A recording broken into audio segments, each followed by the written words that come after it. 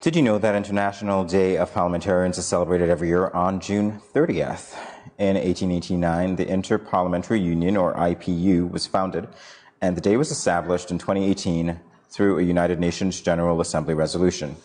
On their website, the United Nations said, quote, "Instituting an International Day for Parliaments is particularly important at this critical time for parliamentary democracy when people are losing trust in political institutions and democracy itself is facing challenges from populist and nationalist movements," end quote. Today, to help us commemorate this day, we have with us in studio Parliamentarian Dr. Geoffrey Hanley, and on Zoom we have Youth Parliamentarian Devonne Cornelius, who will both give us an understanding of parliamentarianism in general.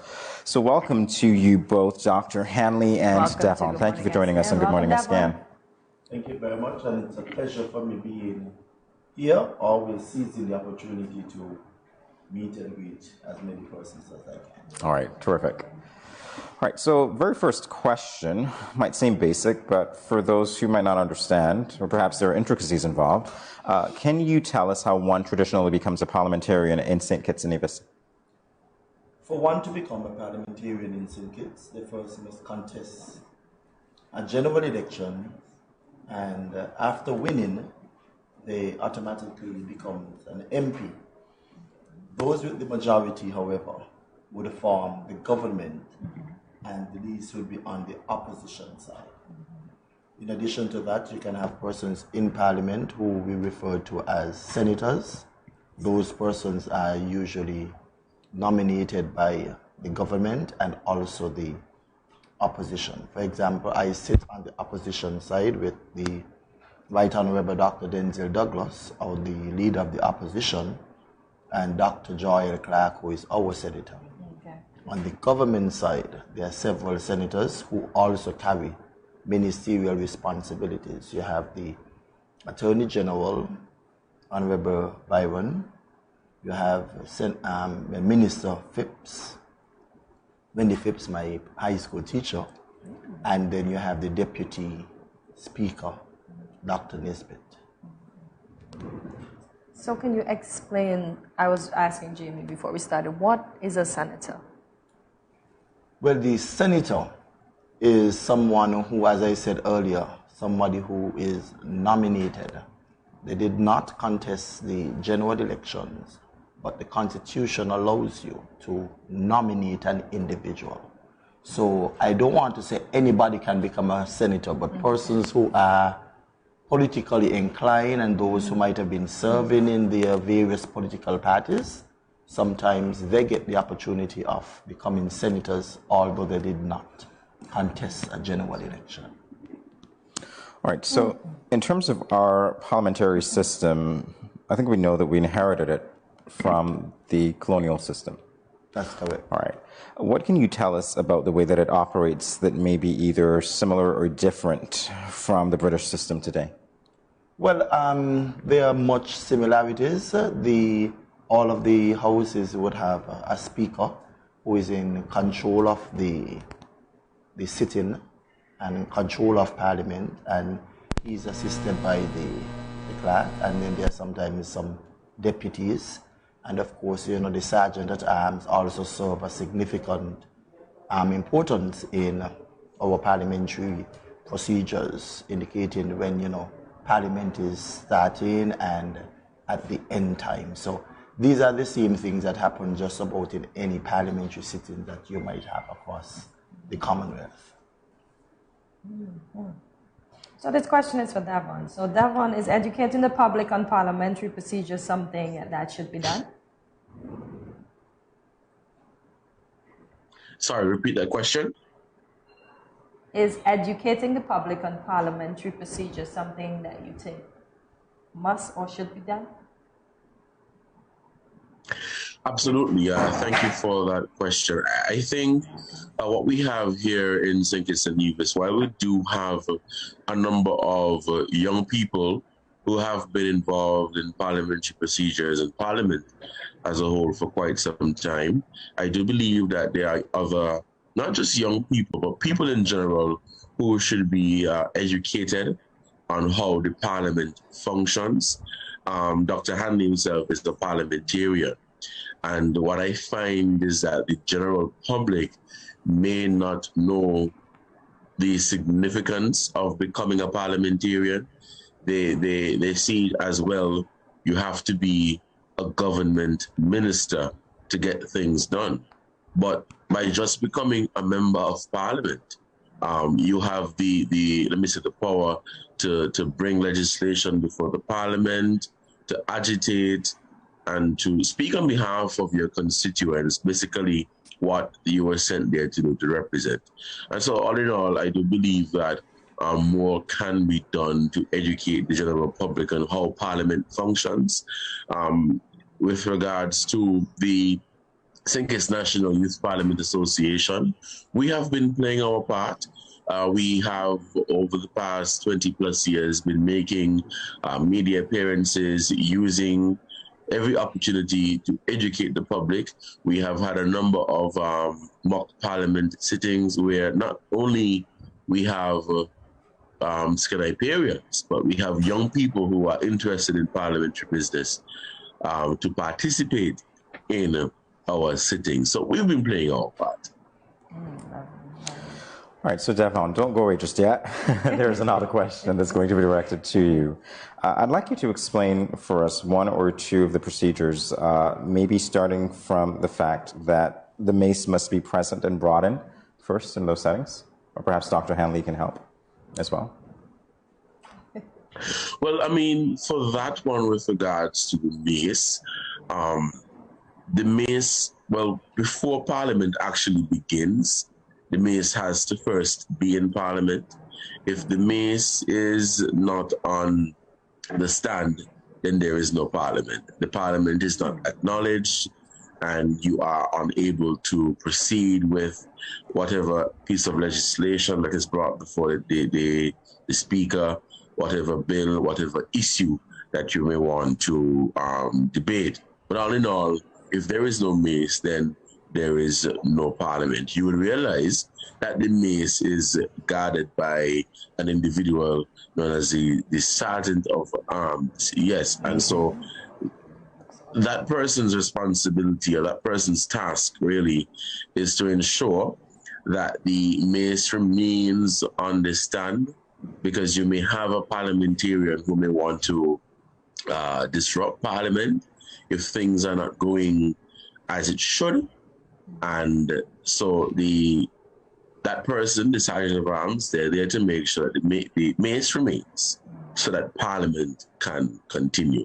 I'm not sure if Dr. Hanley wants to add something to that. Well, I think he has said it all. Okay. That is a very important and significant symbol in Parliament. So I'm so proud of my youth parliamentarian. As you should be.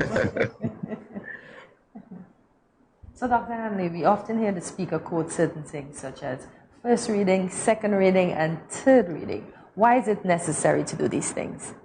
In order for any piece of legislation to be passed as an official bill or law, you carry it through 3 readings.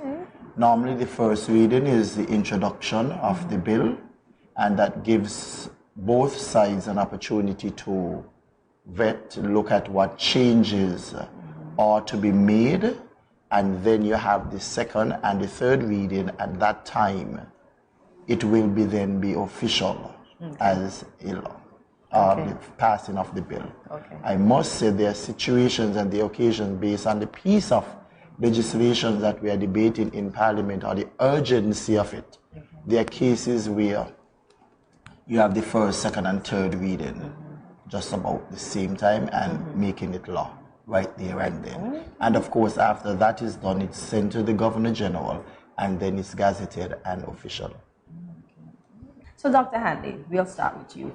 You were instrumental in the founding of the St. Kitts National Youth Parliament Association along with Desmond Ward. Give us a little history.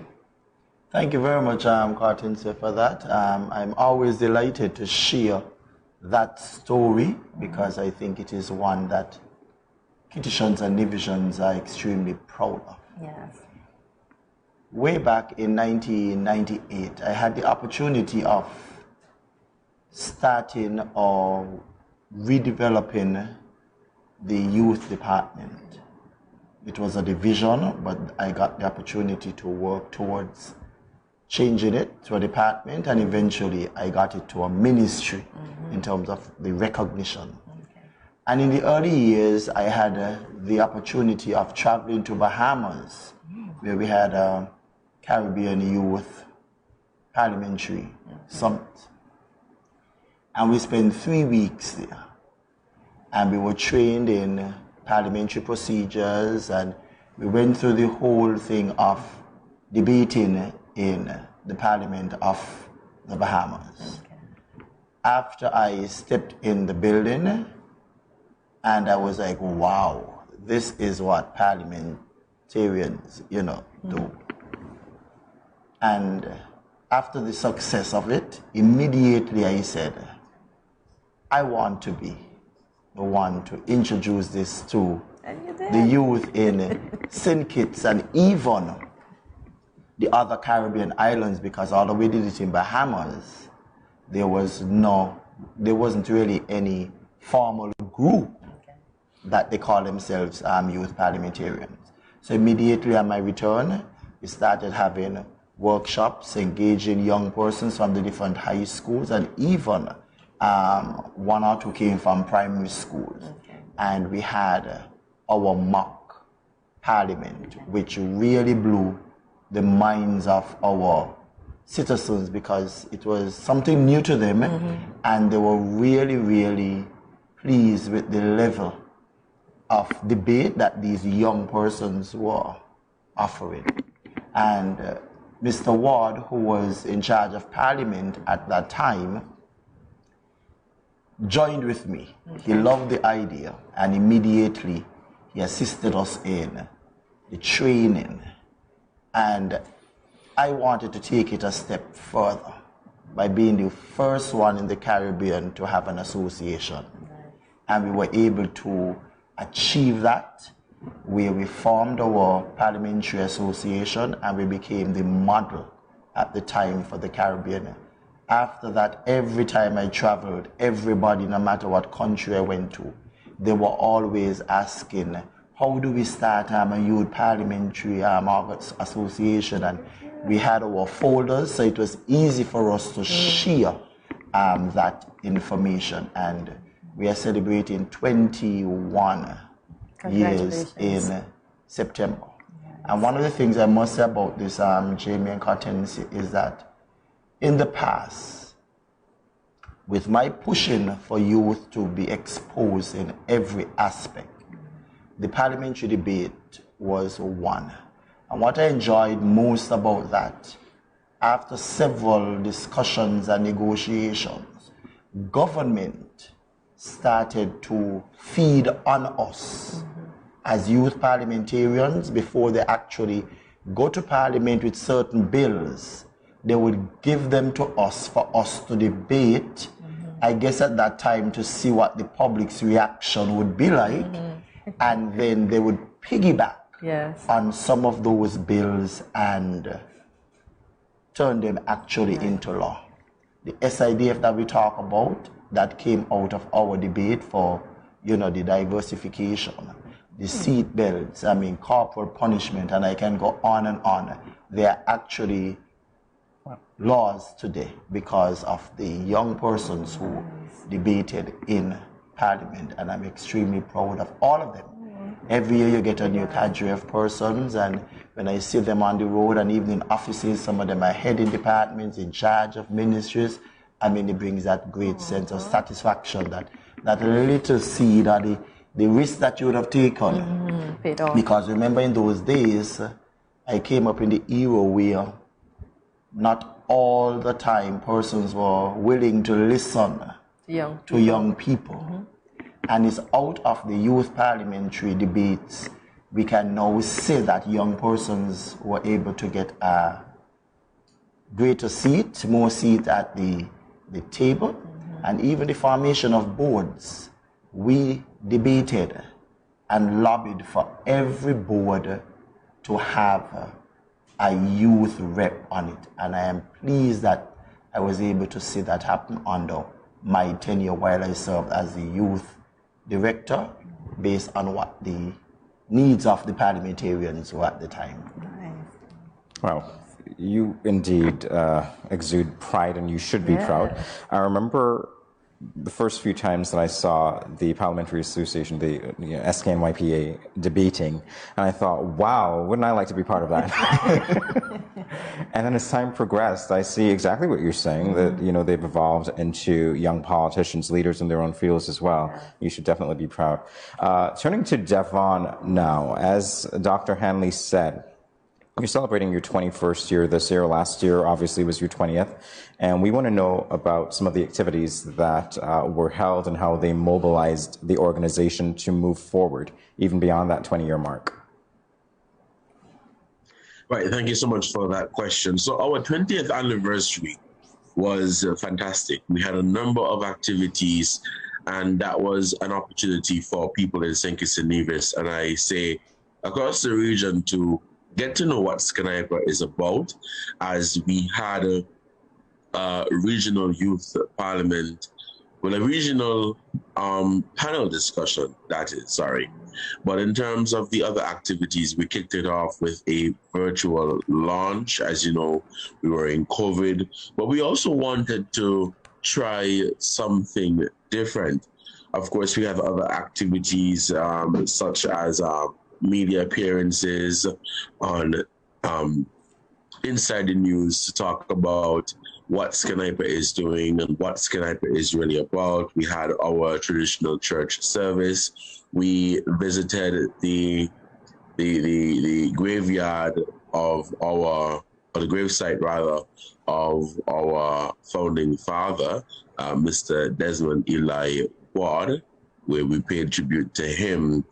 Recognizing the significant contribution that he made to the formation of the St. Kitts National Youth Parliament Association. We had the launch of our Vision Park, which is still in the works, where we recently added some flowers there, and we're still working on that to make it become reality. We had the distribution of food baskets. And so SKN plays a very important role in social and community development.